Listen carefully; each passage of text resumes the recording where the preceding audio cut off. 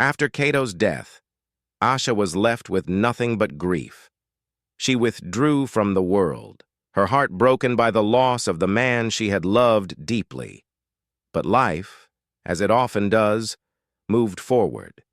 As the months passed, Juma's influence continued to grow. With her wealth increasing, she turned her attention to securing a better future for Asha. However, she was no longer looking for love for her daughter, only for a wealthy man who could bring even more riches to her door.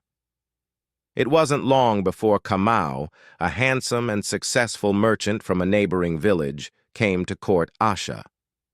Juma saw the opportunity for even greater wealth, and once again she worked her charm, using every trick she had learned from the healer to ensnare Kamau. She promised him everything: land, cattle, jewels, and he, blinded by the allure of her wealth, agreed to marry Asha. But Kamau, unlike the others, was no fool. He had heard whispers about Juma's rise to wealth, and the rumors surrounding her husband's death had begun to reach his ears. Yet his love for Asha blinded him to the warning signs. He was determined to marry her, believing that love would triumph over everything else.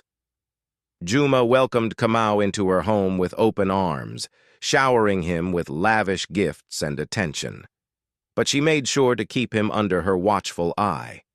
She would often visit him when Asha was not around, offering advice, compliments, and gifts. All the while, she was slowly turning him into another pawn in her game. However, Kamau was not an easy target. He began to suspect that something was wrong. His dreams were filled with dark visions, and his health, too, began to falter.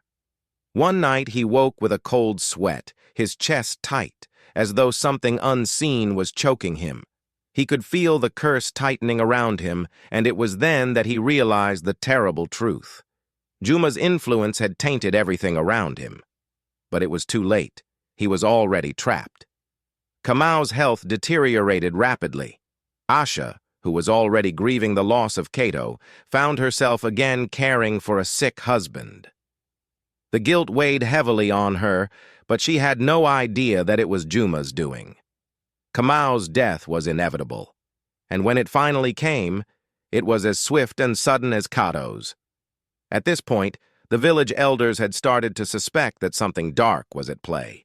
Whispers of Juma's strange rituals and her unexplained wealth spread like wildfire, but no one dared to confront her. They feared her power and the curses she seemed to control. Meanwhile, Asha, still reeling from the loss of her second husband, found herself once again in the arms of a man who seemed too good to be true, Jafari. But this time, Jafari was different. He was a man of faith, a healer in his own right. He had heard the rumors surrounding Juma, and when he met Asha, he saw the pain in her eyes. He knew she deserved better than the life her mother had forced upon her.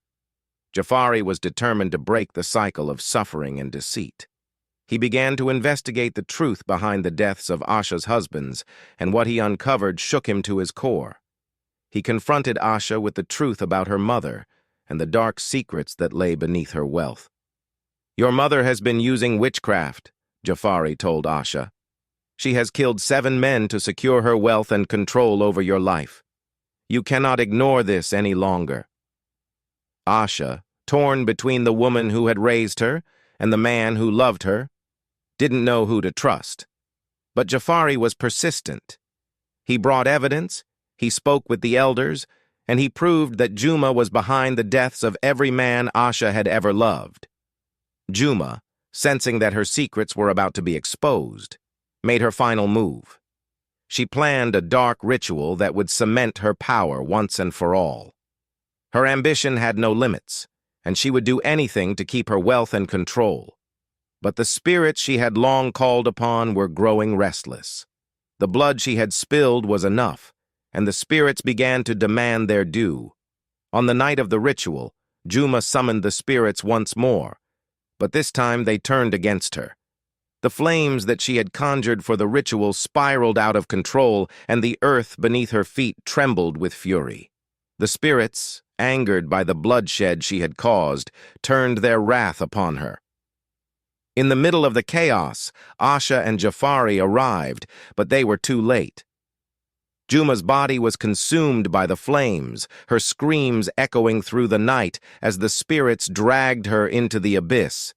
She had finally paid the price for her greed. With Juma's death, Asha and Jafari were free to start anew. The village, once shadowed by darkness, began to heal. Asha, no longer bound by her mother's twisted desires, found solace in Jafari's arms. Together, they worked to rebuild their lives, using Juma's ill-gotten wealth to benefit